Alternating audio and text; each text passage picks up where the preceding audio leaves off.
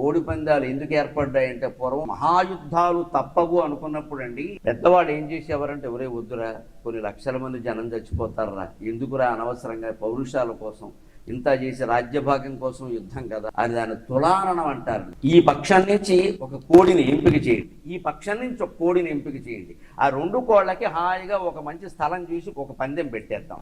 ఏ కోడి చనిపోతే వాళ్ళు ఓడిపోయినట్టు, పారిపోయినా చాలు ఓడిపోయినట్టు లెక్క, మిగిలిన వాళ్ళు గెలిచినట్లు లెక్క. అని అశేష జన నష్టాన్ని, లక్షల నష్టాన్ని ఆపు చేయడం కోసం, క్రీడగా యుద్ధాలు నివారించి శాంతి కోసం ఏర్పాటు చేసింది కోడి పందాల. ప్రత్యక్ష ఉదాహరణ పల్నాటి యుద్ధం సినిమా చూడండి. ఇలాగ మహత్తరమైన యుద్ధాలను నివారించడానికి పెట్టినటువంటి కోడి పందాలని మనం సంక్రాంతి పేరు మీద ఆడడం తప్పు అయితే, జనవరి నెలంతా ఆడడం, ఏడాదంతా ఆడడం ఇంకా దుర్మార్గం. అటువంటివన్నీ ఆపు చేసుకుని ఇళ్లల్లోనే మనం సరదాగా ఆనందంగా గడపాలి. దానికి తగినటువంటి ఆటలు పాటలు మనకి ఉండనే ఉన్నాయి.